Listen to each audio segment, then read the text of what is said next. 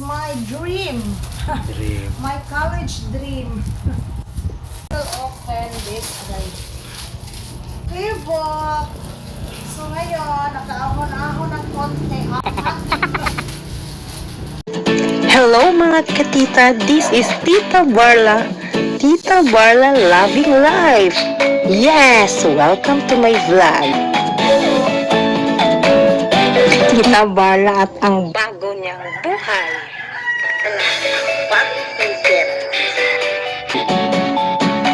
I-subscribe and click the notification bell for more updates. See ya! Hi, good morning everyone. This is Tita Barla. Welcome to my channel. So, andito tayo mag-unboxing sa aking college dream. Hi! Ang babaw naman ng aking dream noon. Okay, today Tumabi ka muna.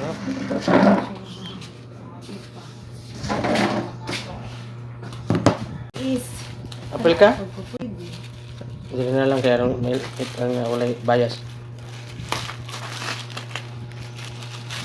pakita na po dako na mo ay sinawal. Mag-up na po din eh.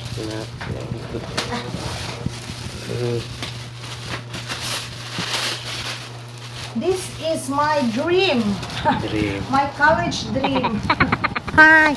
Ang babaw naman ng aking dream noon.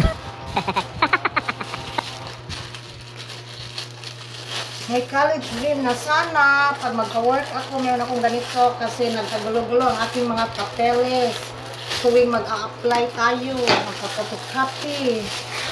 So, I have lots of Uy, ibutang man day yung paper. Dili man day Dili sa awa ba betul.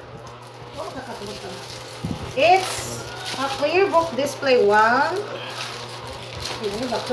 2, apat lang pala. 3 and 4. So, pinalagay nito. We will open this right. Clear book. So, ngayon, nakaahon-ahon ng konti. Apat. Pero ito ay ibibenta ko. Ang iba ibenta ngayon is for my gaya ng bond paper. Ayan. Awat betul sa tag sa. Wala eh. Wala day ka paper masoda na. Clear book. Clear book. Kung ako nyo isulat sa kanan. Ay, mo siya balik mo. Ay, ganun yun pala. Oh, kay kung magbaga. So, it can accommodate like that. So, clear book. Ayan. Dito ko ilalagay ang aking mga pilas-pilas na pen paper, na kapil, mga color paper. So, yan. At saka, pag-close is gold. Kaikati ko. Agay. Agay. Ganyan. So, 1, 2, tatlong pag 100 pages. And 40. Itong 40 ay ibibenta ko. And then, this is, magkano lahat? 601 with shipping. Yay! Pakita ko sa inyo later pag nalamanan ko na to. Okay. Ito ay 100 packets. Ayan. Check natin. Ganyan. Hindi ko na naipakita. Ayan, naglukot. Hindi ko na naipakita dahil na busy. So,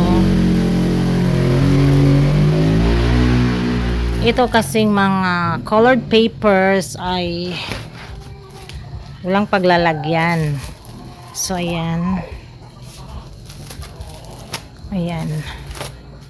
Lahat na yan. Para pag may bumibili, dadalhin ko na lang yan.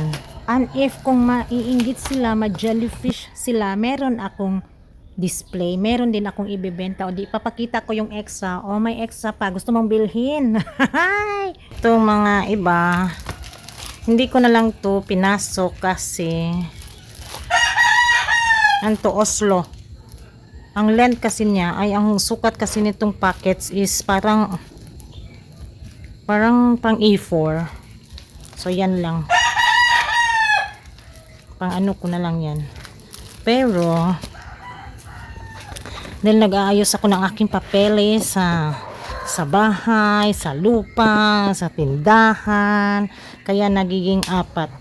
Pero Hindi ko naman magagamit siguro lahat yun. So, ang ginawa ko, dinisplay ko na naman.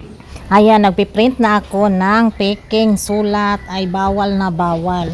Dahil minsan, ay may nagpunta dito at itong babaeng na to, siya din yung nang scam sa akin noon na kinupit niya yung aking sabon, asukal na ewan ko ba kung bakit. May work naman siya as nasa government pa. Sayang. Bumili siya sa akin mga magko-close na ako. Closing ko is 7:30 PM.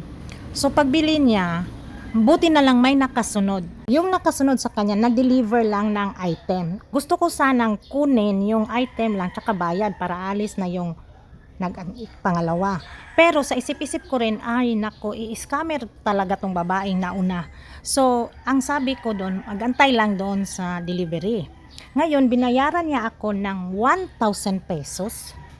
Tapos, yung 1,000 na yun, hindi ko pa naman i-detector. Klarong-klaro na peke. Kasing sukat siya ng normal, hindi ko lang nakuha. Kasi talagang binalik ko sa kanya dahil hindi ko tinatanggap. Kasing sukat siya ng 1,000, pero ang mukha ng tatlong tao is malaki, malapad. Sabi ko sa kanya, ma'am, ito talaga ba ang bayad mo? Sabi niya, oo. Tapos sabi ko, ma'am, fake po to. Hindi ko alam kung nagkunyari siya na, ganon. Parang peke din yung pagka-reaction niya ba? Sabi niya, sukli daw yon or palit daw yon sa kabilang tindahan doon sa ibabaw. Isip-isip ko, paano ba maging sukli ang 1,000? So ayun, tinawag ko yung nag-deliver para may witness ako. Sabi ko sa kanya, ma'am, pa-check mo nga, di ba peke? Sabi nung nag-deliver sa kanya, saan mo to nakuha? Ang peke-peke, klarong-klaro. So ayun, sabi ko sa kanya, ma'am, hindi ko talaga tanggapin yan. So nung kinabukasan, nag-print ako nito para aware siya na hindi pwede dito sa akin yung mga kaitsosan yung papel na peking-peke. Yan. Dahil dito siya haharap para mapaso ulit siya. Okay. Ang kinabukasan, yung mga marites na mga kapitbahay, sabi, uy, ano to? Meron bang nagbayad sa iyo ng peke? Okay, ganan. Hindi ko naman binanggit yung name niya. Sabi ko lang, nag-iingat lang ako. Tapos, kapag hapon yan, bumili siya ulit dito. Totoo nga, para siyang napaso nung nakita niya yung aking i-embargohin yung peking pera niya. Tapos, tinitingnan ko lang siya. Tapos, parang guilty siya. Minsan atras siya, minsan hindi siya tatapid dyan sa dito siya sa kabilang side, antay. Dito siya sa kabilang side nag-antay sa kanyang items kasi hindi ko talaga siya oobrahin dito. Nako, pangilang beses na niya akong na ganyan nung aking unang mga first buwan ko pa dito, yung kinupit niya yung aking safeguard at saka mga asukal, Diyos ko. Kitang-kita na niya. Dahil ganito yan siya mag-aayo-ayo, maninilip-nilip. Para aware siya na hindi ako magpapa-scam sa kanya. Scammer. For awareness lang, ingat-ingat tayong lahat dahil madami na talagang naglipanap na mga scammer. Thank you so much for watching and see you on my next vlog. This is Tita Barla. If you are new to my channel, please subscribe and like, comment na din. Thank you everyone and see you on my next upload. Goodbye!